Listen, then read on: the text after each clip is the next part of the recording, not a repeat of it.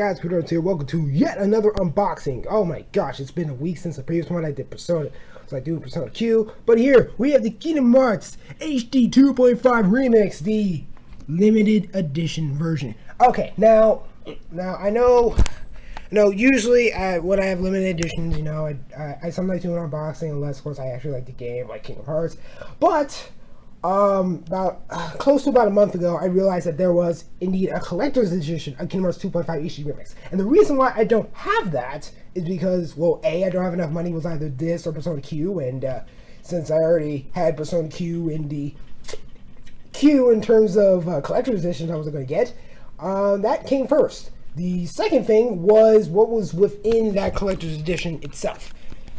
Now, only one of the things that's in both the limited edition and the collector's edition is part of both editions. Since we'll get to that once we get to that. But for the most part, there was only, to be honest, I looked at it. It's amazing. It's like amazing. It comes with so much stuff. It comes with a little shadow plushie. It comes with a steelbook case that holds both games. It comes with an art book, a pen.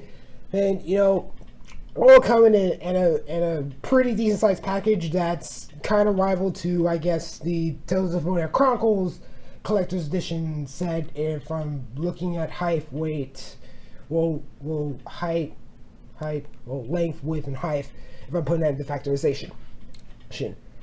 However, only one of those things appeals to me from that collector's edition outside of the plushie. The little shadow plushie was a steelbook case because it can hold both games, and I just like getting steel cases. That's like the main thing. It's like it's soundtracks or collections of soundtracks, and then you have steelbook cases, or just cases in general. If it has one of those two things, I would, and if it's something that I'm going to enjoy playing no matter what, I'm gonna go straight at it. There's only one time where I got a collector's edition for something that I honestly did not like, and I have no idea if it was me that was persuading me to get it, or it was like the store clerk that was like hinting on it, because I mentioned that I liked some of the games in the series. But that's a whole other story for something else entirely, probably will never mention it again unless I'm doing a let's play of some sort.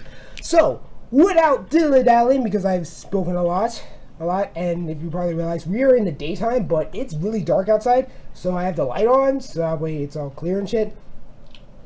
But that's just beside the point. Let's actually get down to the actual thing itself. Now, it's still in its very glossy package itself, so you've all seen the front part. The back part of this, well, here we have Kingdom Hearts 2 Final Makes the Story's Not Over. Kingdom Hearts Birth Fantasy Final Makes Destiny Is Never Left a Chance.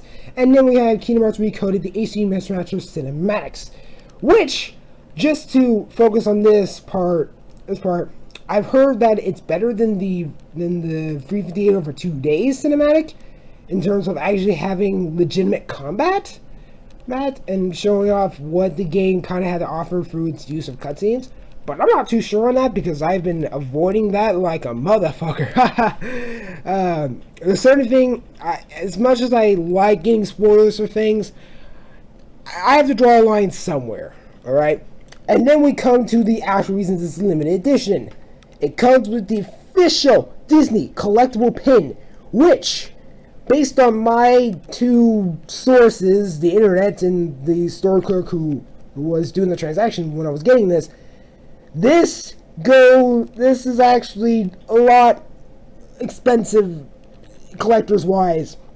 I mean, forget the steelbook case, it's all about the goddamn pen. And everyone who gets the limited edition of the collector's edition gets a pen, gets this collectible pen. And it's official Disney, so that shit's real. It's real to the point, yo. So yeah. And also the game's rated E10 for fantasy violence, mobility, and use of alcohol. Fun fact, for those who have not played Birth by Sleep, what was interesting about the game is, yes, the game is rated E10, but in its original packaging, it was rated E10 for mild fantasy, for fantasy violence and mild suggestive themes. Now, it's a little debate as to what those suggestive themes are. There's probably a list of like, oh, what is the suggestive themes? Well, Well, believe it or not, for those of you who have not known about Burp Sleeve originally came out for the PSP. See, and it also came with its own little bundle pack, the PSP bundle pack. I bought it. I didn't do an unboxing video because I didn't believe in unboxing videos at the time. I don't know why I started, but that's beside the point. Anyway, there was talk about Aqua's original design. There's Aqua right there. And one of the things that was about her design was when it came to the back part. Originally, the back part didn't have any straps, so she was basically strapless. And I'm assuming her garment that she had on was already in full support in the first place. That caused some, I wouldn't say controversy because it wasn't like that big, like, oh, it's all over the news, very sexual, sexism, blah, or wherever the fuck the buzzword is. It is. And as feedback went down, and then it got changed. She got straps in the back, so now you don't see a bare back anymore. So that could be where the mouse things come from, but I really don't believe that. I don't know. It's probably something so minimum that if someone pointed out to me, I'm like, you fucking serious? So, there's that. So, without further ado, let's actually get inside this thing, even though, to be honest, there's probably not that much in there because but who knows? Who fucking knows? So, let's begin. Jump cut in 3, 2, 1, darkness! Okay, packaging is off. Well, actually, it blew away because I had the fan on because I've been not important. So anyway, when you get to this is basically how it opens, I guess. There's probably some sealant here. No, it should pull off just fine. Okay, so first off, when we pull out, we have the game itself. So now in the collector's edition, there's not really a PS3 case. It all comes in the steelbook case itself. So unless you keep the casings for it, I know people who still do, like me, and there's some that don't, like my cousins and other people non-family related. But yeah, basically it just comes here. The Magical Saga continues, remastered journeys. We've already gone through this. Well, except this part. This part is not part of the new edition thing. So we'll get to the actual game itself, see what's inside there, and then we move on to the coup de grace, the main reason why you would even get in the first place, which is to the side here, the pen itself. It's probably on you. I gotta be honest. I'm still legitimately surprised of how expensive this pen can get. I think it's because it's an official Disney collectible pen, which means there's not that many made. If that's what I'm led to believe, which is still kind of hilarious in its own right, but still, wow, my God, it's just surprising. I'm still waiting where there's some. I'm hoping someone still tries to sell the steel book for little case for, I don't know, $50. I don't know. No. There's not much to say here, but since I'm keep jumping back between limited edition and collector's edition, which I don't have, assuming that we're going by collector's edition standards, the original retail price of the collector's edition is in fact $99.99. That's just in American money. I don't know how it is in the UK. Apparently it's like £60 or something. 60 or it's either 60 or 80 pounds. I don't know the actual currency there, but basically to break down the collector's edition, because some people are like, oh, why is it so expensive, and then some people are like, got it. I think the people that got it, they realized that, okay, so let's put this in perspective here. The game itself, it's about $30 to $40 tops. It's depending on where your location is in terms of retail price, but for the most part, you're looking between $30 to $40. The game itself, I think it's only just $40. It's only just $40 here.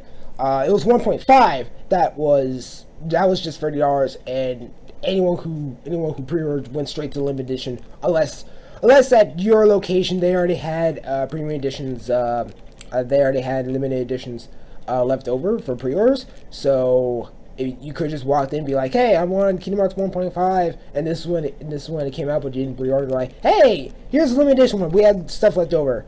That's basically my games location in a nutshell in terms of collectors and limited editions of stuff that games originally came from Japan, unless you're Resident Evil. Well, and now the thing about that's kind of a hint of the collector's edition that I sort of had to retract and had to sell back. But that's another story, and I'll talk about it somewhere else. So anyway, back to the breakdown. Okay, so you have both games in there. Because in the Kingdom Hearts 2.5 HD Remix, it comes with both 1.5 and 2.5 in this steelbook case. So putting that in mind, both games in total, that's an average about $70 bucks. Discounting the pen, because the pen is free unless you sell it, then it's hella expensive for a pen, at least in terms of the pen, but it's a collectible pen, so it's okay. Anyway, like I was saying, if we're excluding the pen because it came free, because the whole limited edition version just costs the same as just getting the game separately. And at the games location I was on, not too many people actually pre-ordered it, and those that did pre-order it, either A, they're like me and they're just buying because, hey, it's Kingdom Hearts, we're gonna play, and the other people, they buy it because it's Kingdom Hearts, and they can try to sell the collectible pin for a lot of money. And yeah. So with that said, already you have $70, and then that just leaves about $30 left. So 99 rounding out, that's $100. That's not including tax or shipping and handling, since it's an online exclusive. So if that doesn't ring a bell, and it's only exclusive to the official Square Enix Kingdom Hearts selling website, unless you're from the UK, in which they have, I think it was like 2 or 3 different online shipping areas, if I remember correctly, that had a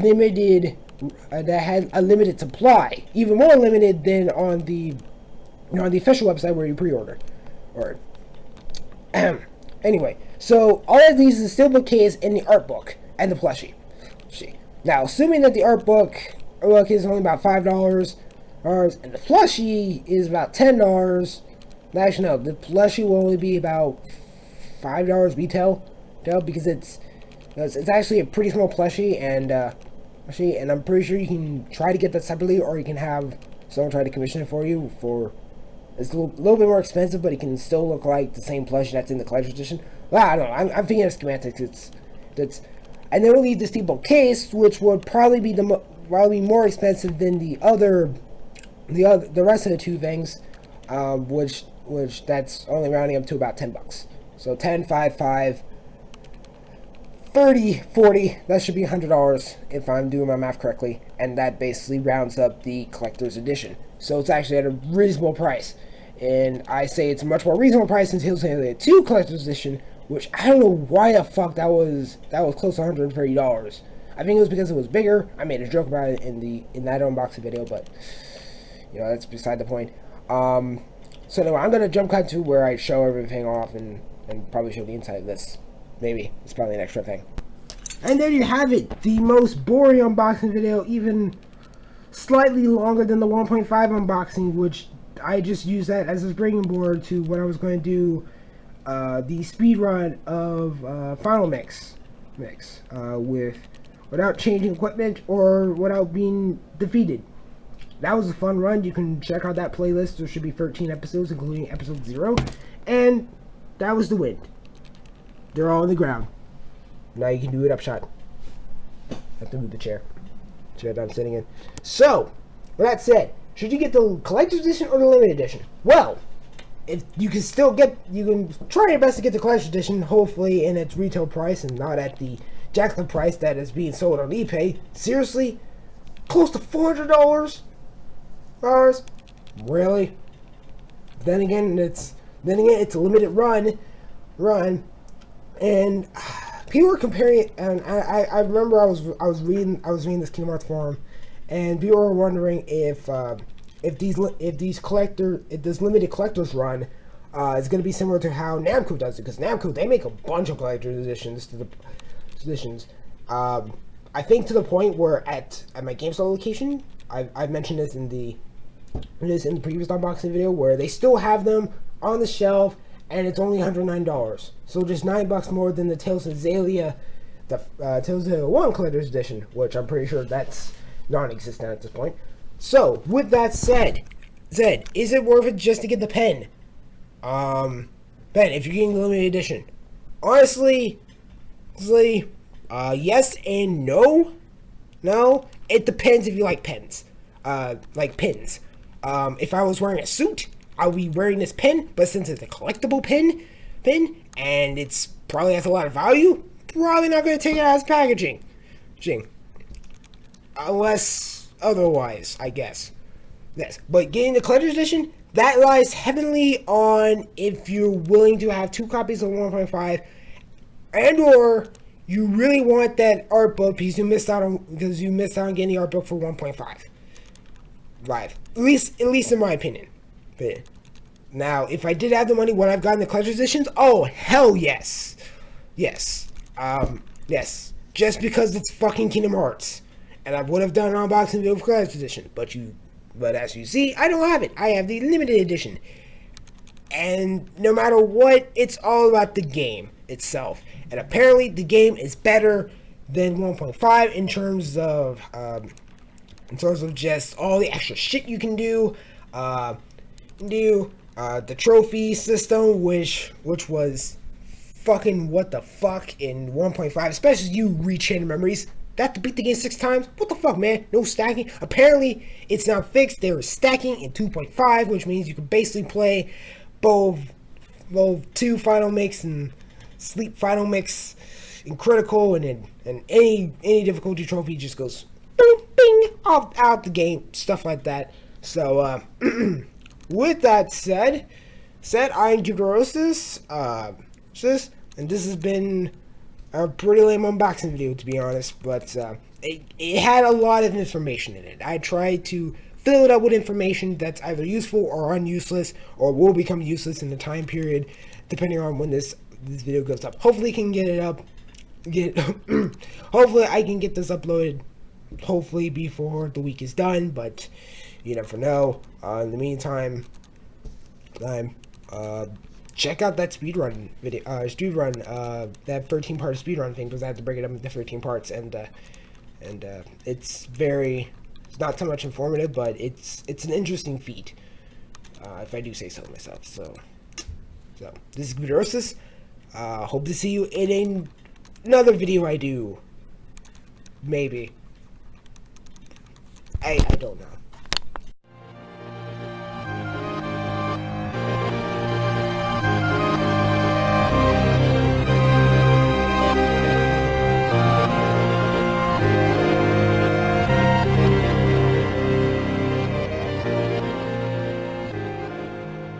Okay, so for those of you who are a bit complex and you're getting the collector's edition, you're like, oh no, it comes with 1.5. I already have 1.5.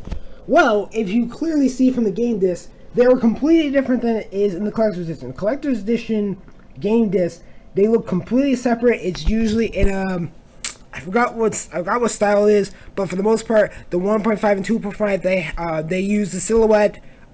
They use a silhouette version of the opening title screens to Kingdom Hearts 1 and Kingdom Hearts 2 put on the cover. Whereas here, they're all drawn out. You have Sora with his Kingdom Crown, which you don't get until Kingdom Hearts 2 final mix, and then you have here his regular attire without the crown, which should be in there. So technically they should be switched, but at the time it was I don't know how to explain that.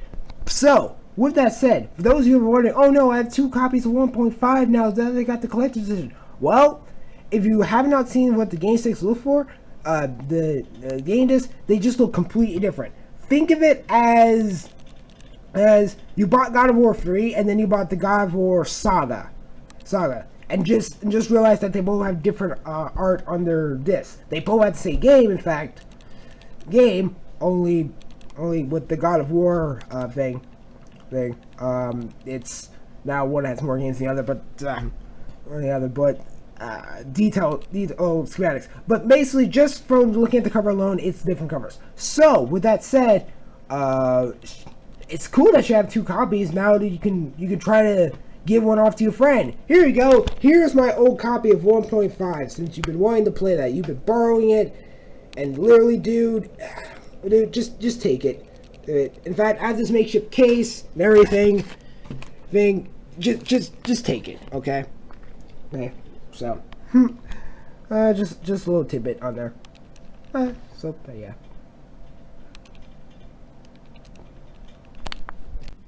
And unboxing selfie. Oh shit! I pressed record again. Damn it. Oh well.